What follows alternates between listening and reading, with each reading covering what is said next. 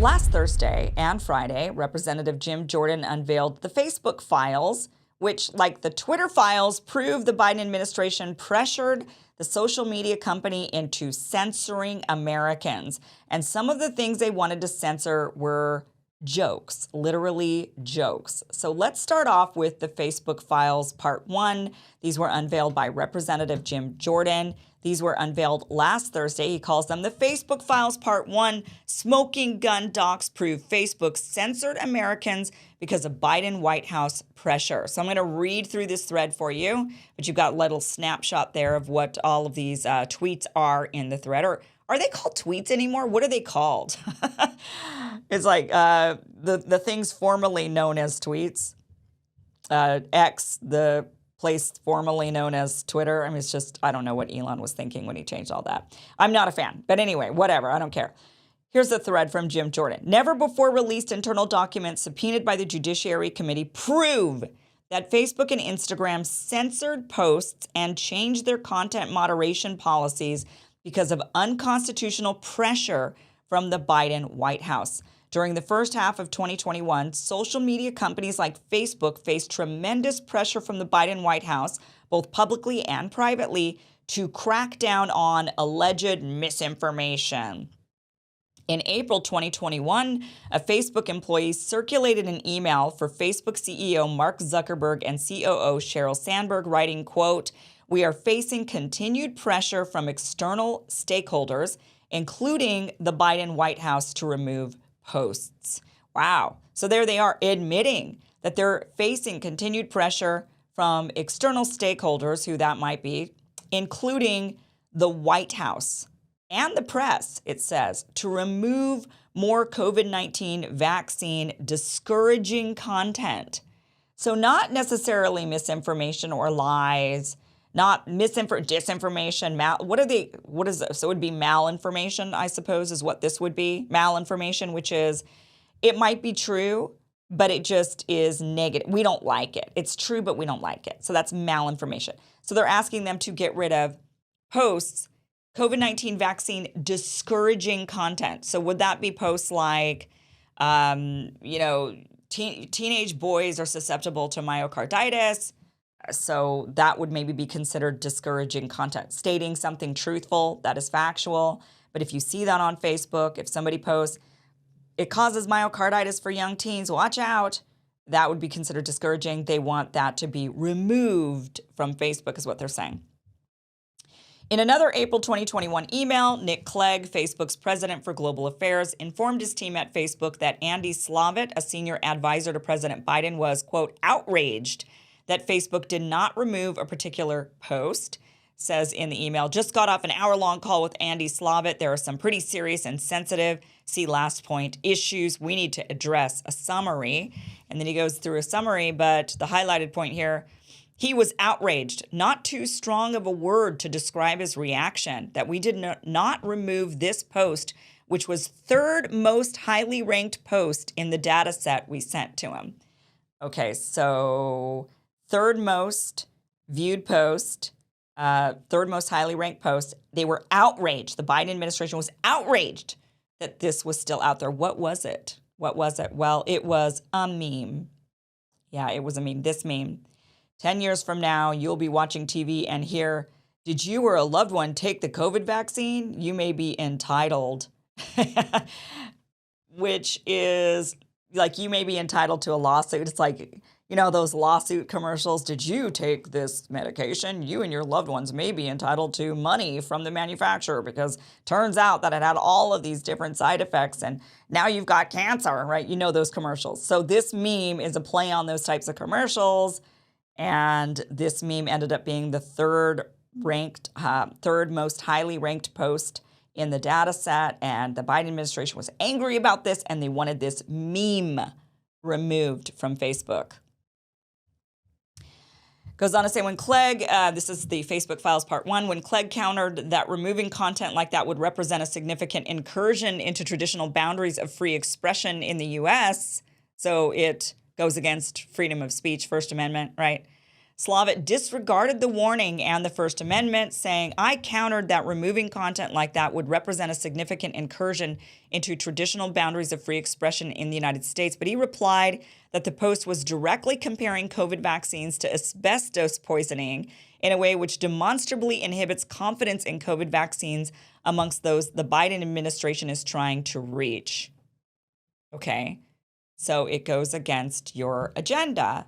Even if your agenda is a positive thing, let's just say it's about something else and it's really genuinely a good thing, then, like, for example, eating healthy, right? So let's say we live in a world where the White House wants to promote good eating habits, that America's become too obese and they just want people to start eating healthy and losing weight. Are they going to be offended by the posts that are out there, body love posts, right? Like big women body love posts saying, love yourself the way you are. Don't worry about getting skinny. You don't need to be skinny. Now, you might not agree with those posts, right? The body love posts. You might feel like people should get skinny. People should eat right, have heart health, and take care of themselves, and that obesity is not something to embrace. You might believe that, but do you believe that anyone saying that should be censored? Or should they be allowed to say, I have a different perspective than you, and it's fine. I'm fine. I believe something different. So what happened next, says Facebook panicked. In another April 2021 email, Brian Rice, Facebook's VP of Public Policy, raised the concern that Slavitt's challenge felt, quote, very much like a crossroads for us with the Biden White House in these early days. He says, but Facebook wanted to repair its relationship with the White House to avoid adverse action. So this is where it matters, right? This is what Jim Jordan is pointing out, where this becomes a direct infringement on the First Amendment. And that is when these companies who are supposed to be acting out of what's in the best interest of them as companies, out of the best interest of their shareholders, right, are instead acting out of fear of what the government is going to do to them. So they're saying, oh, crap, if we don't, the government could retaliate against us. So Facebook wanted to repair its relationship with the White House to avoid adverse reaction. That's like, do as we say, censor Americans or you're going to jail. It says, quote, given what is at stake here, it would also be a good idea if we could regroup and take stock of where we are in our relations with the White House and our internal methods too. Jim Jordan in these Facebook files, part 1, goes on to say, this wasn't the first time that the Biden White House was angry that Facebook didn't censor more. According to these documents, the Biden White House demanded to know why Facebook had not censored a video from Tucker Carlson. Damn that Tucker Carlson, censor him. So Facebook prepped its response to appease the Biden White House. Talking points were drafted. So Facebook's like, what are we going to say? Oh gosh, okay. Facebook was ready to tell the White House that it had demoted a video posted by Tucker Carlson by 50% in response to the White House's demands, even though the post didn't violate any policies. It says, thanks, Nick. Here are some talking points that you can use if Andy raises Rob's questions. How was this Tucker Carlson post not violative? While we remove content that explicitly directs people not to get the vaccine, as well as content that contains explicit misrepresentations about vaccines, we reviewed this content in detail, and it does not violate those policies. Moreover, you say reduced and demoted. What does that mean? There's 40,000 shares on the video. Who is seeing it now? How many? How effective is that? And the drafted response for Facebook to say is the video is receiving 50% demotion for 7 days as it is in the queue to be fact-checked. So that's what they're telling them that the response should be. So public pressure mounted as well. In July of 2021, President Biden publicly denounced Facebook and other social media platforms, claiming they were killing people by not censoring alleged misinformation. Imagine being told that your business is killing people. This is like tobacco, right? Your business is killing people, so we're basically going to ensure that you're not going to be in business. In fact, this was an article by Reuters. Biden says Facebook, others killing people by carrying COVID misinformation. If you remember that article that came out, this is what how the Biden administration was behaving about people like me saying during the pandemic that the vaccines don't stop the spread, that there are some side effects to the vaccines for people. Just having consent, informed consent on what it is you are injecting into your body, that was considered killing people and COVID misinformation. On August 2nd, 2021, Facebook admitted it was going to change its policies because of pressure from the Biden White House. So here it is. Facebook's leadership asked misinformation policy to brainstorm some additional policy levers we can pull to be more aggressive against misinformation. This is stemming from the continued criticism of our approach from the Biden administration. So there they are admitting it's the Biden administration pressuring us. This, by the way, these emails, these internal emails between Facebook, Facebook executives are way more damning, actually, than the Twitter files. These are really explicit, rather than just, oh, we were in a conference call and they gave us some pointers on what they would like to see, and so let's go ahead and implement these. Facebook was like, the Biden administration is completely harassing us, threatening us, and telling us we have to do this or else. I mean, they're practically saying that in these internal emails. These are much more damning than the Twitter files. But it wasn't just the White House. Facebook also changed its policies in direct response to pressure from Biden's Surgeon General, censoring members of the Disinformation Dozen. So that includes like Robert F. Kennedy Jr.'s in that Disinformation Dozen. And they were saying that, they said that during that, it says this email provides a follow-up to our August 6th discussion regarding our response to the Surgeon General on COVID-19 misinformation. During that discussion, we agreed to further explore 4 discrete policy options for reducing the prevalence of COVID-19 misinformation on our platforms. So they're saying, we talked to the Surgeon General, and these are the things we're going to do in order to stop misinformation on our platform. It says these documents and others that were just produced to the committee. So Jim Jordan is leading the charge. You know, he's a representative from Ohio trying to get this information, and he's on a committee, and they were able to obtain these emails. The committee was able to get these emails. So he says these were produced to the committee, prove that the Biden administration's abused its powers to coerce Facebook into censoring Americans, preventing free and open discourse on issues of critical public importance.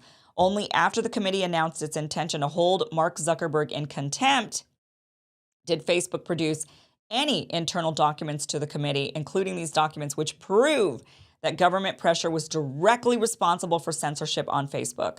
Based on Facebook's newfound commitment to fully cooperate with the committee's investigation, the committee has decided to hold contempt in abeyance for now. To be clear, contempt is still on the table and will be used if Facebook fails to cooperate in full. And then he said to be continued. And he did continue. The very next day, we ended up with the Facebook files part 2.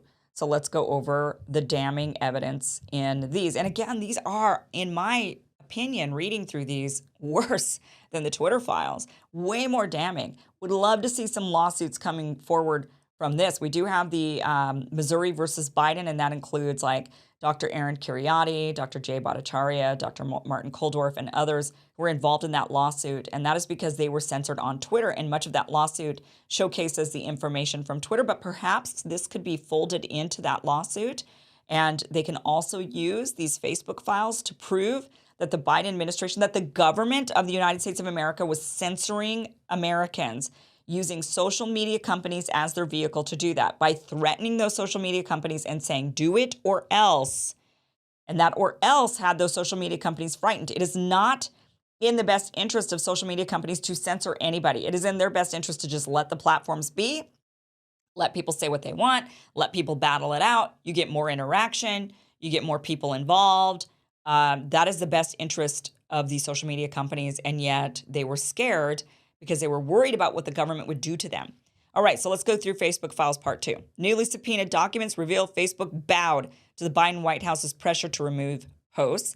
In the summer of 2021, the White House was mounting a nationwide push for Americans to get vaccinated for COVID-19. Part of that push included a public and secret campaign to get Facebook to more aggressively police vaccine-related content, including true information. This wasn't the Biden admin's first pressure campaign. In July of 2021, Facebook's head of global affairs asked why Facebook had been censoring the COVID lab leak theory. The answer was clear. Quote, because we were under pressure from the administration. We shouldn't have done it, they said in the email. Because we were under pressure from the administration, we shouldn't have done it. Again, so much more damning than the Twitter files. These Facebook people actually have guts, and they actually, I mean, surprisingly, right? I think a lot of us thought the Twitter people, but again, this was, before Elon's takeover. This is Twitter as Twitter was, and Twitter was very much censoring. But we all kind of thought that Mark Zuckerberg was way more of the censor czar than whoever it was that was in charge of Twitter. But instead, now you're looking at the people at Facebook at least being like, we shouldn't have done this. We were totally under pressure. This is why we did what we did. Rather than it being, I think a lot of the Twitter people agreed, right? And when you read through their threads, it almost looks like they were, there was some definitely pushback. People saying, should we be doing this? This seems like to be an infringement on the First Amendment. But there was a lot of, oh yeah, gung-ho, a lot of cheeriness. And Facebook, it shows to be a different tone here.